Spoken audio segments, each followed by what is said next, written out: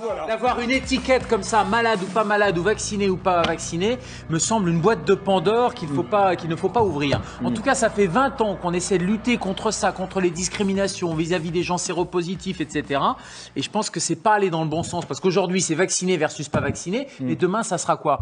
Ça sera telle maladie versus pas telle maladie. On va discriminer, on va faire des lieux pour gens sains et puis des lieux pour gens qui ne sont pas sains. Mais Voilà, regardez, on le fait déjà, le vaccin pour la grippe, il y a déjà des... Ah oui, mais il n'y a pas des restaurants avec les gens vaccinés et les gens qui ne sont pas vaccinés.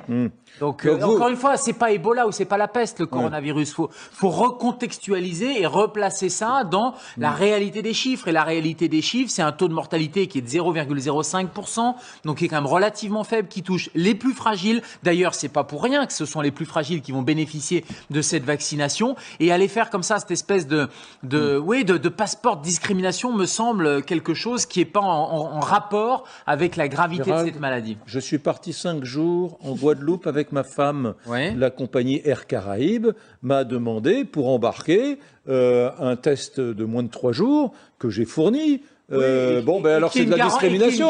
C'est de la discrimination. C'est la discrimination par le test, si on va par là. C'est complètement stupide. C'est comme prendre la température à l'entrée des magasins ou des bâtiments. C'est complètement stupide. Ça ne sert à rien. De même que ces tests PCR ne servent à rien, puisque à l'instant T, vous étiez négatif. À l'instant peut-être T plus 15 minutes, vous étiez positif. Oui. Donc ce que je veux dire, c'est que c'est pas une garantie absolue. Non. La garantie, c'est des mesures barrières. Non, la garantie, c'est le vaccin.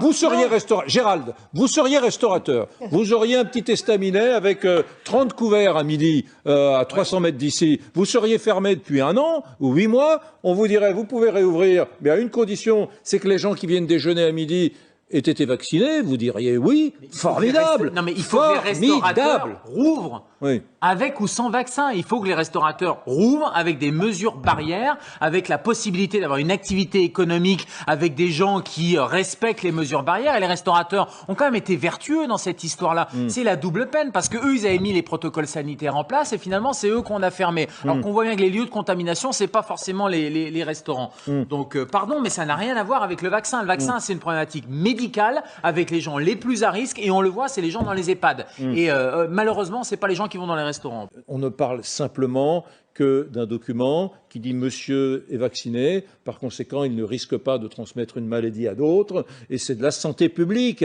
Arrêtez à tout le temps à mais ça veut dire quoi, ça veut dire, on vous embauche si vous êtes vacciné, on vous embauche si votre dossier médical est vierge, vous voyez, quand je parle de boîte de Pandore, c'est vraiment ça, c'est-à-dire que on fait d'une condition médicale, puisque c'est quand même ça la vaccination, une condition médicale, on en fait une condition sociale, c'est-à-dire que vous êtes, si votre dossier médical est vierge, est clean, tout va bien, vacciné, etc., vous allez avoir un boulot, vous allez au restaurant, vous allez voyager, etc. Et si ce n'est pas le cas, alors aujourd'hui c'est la vaccination, mais encore une fois, demain ça peut être autre chose, eh bien sur ce dossier médical, eh bien vous n'aurez pas les mêmes droits que les autres. Et ça, sur le plan éthique et sur le plan déontologique, et je ne peux que regretter que nos confrères ne pensent pas comme ça sur le plan éthique et déontologique. Au nom de la non-discrimination, Gérald, il faudrait autoriser les personnes qui ont un test positif au Covid-19 à rentrer dans un avion, par exemple, dans un restaurant ou à voyager en Australie, au Danemark. On connaît bien le problème. Il y a des soignants qui avaient un test positif à qui on a dit il faut aller bosser parce que on a besoin de vous.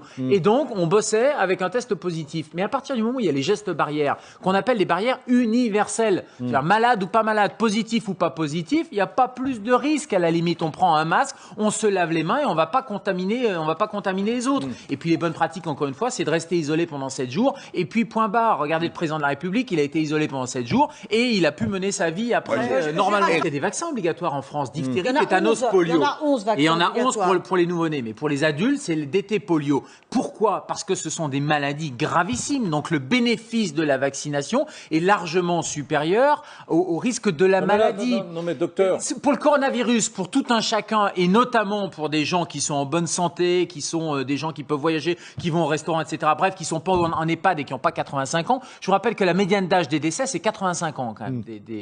Elle était de 84 ans, elle a augmenté, elle est de 85 ans. Les morts du Covid. Donc le bénéfice, il est très clair chez les patients dans les EHPAD, dans les unités de soins longue durée, en gériatrie.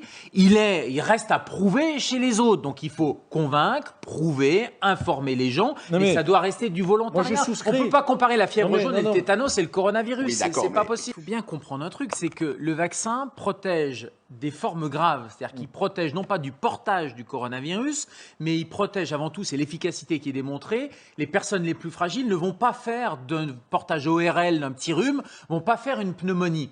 Vous pensez qu'une personne vaccinée peut contracter la maladie et la transmettre? Ça ne garantit pas le fait qu'il n'y ait pas de portage de ce virus et donc de transmission. Ça, on n'a pas de données là-dessus pour l'instant. Donc ça veut dire que, médicalement, à date, ça n'a pas de sens de faire ça pour l'instant.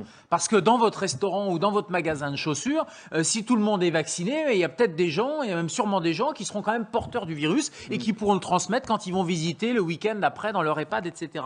Donc encore une fois, les mesures barrières universelles, ce que dit le confrère, et baisser le niveau de circulation, ça paraît une évidence. Deuxièmement, tester de manière préventive. Troisièmement, renforcer les capacités hospitalières. Et quatrièmement, vacciner les plus fragiles. Voilà quelque chose qui est cohérent. Mais on n'en est pas à aller vous mettre je ne sais quoi de coups de tampon en disant voilà, vous pouvez vous balader et les autres, vous restez chez vous. Là, j'ai un restaurateur qui m'envoie par Twitter, il me dit ça serait bien que ce passeport soit appliqué aux employés du restaurant. Moi, restaurateur, je ne me vois pas faire du tri dans qui peut ou ne peut pas bosser. C'est-à-dire que les gens, ça veut dire qu'effectivement, il faudrait que les employés aussi, il y aurait ceux qui auraient le passeport et ceux qui n'auraient pas le passeport. Et c'est au restaurateur de l'employeur de faire ce tri-là.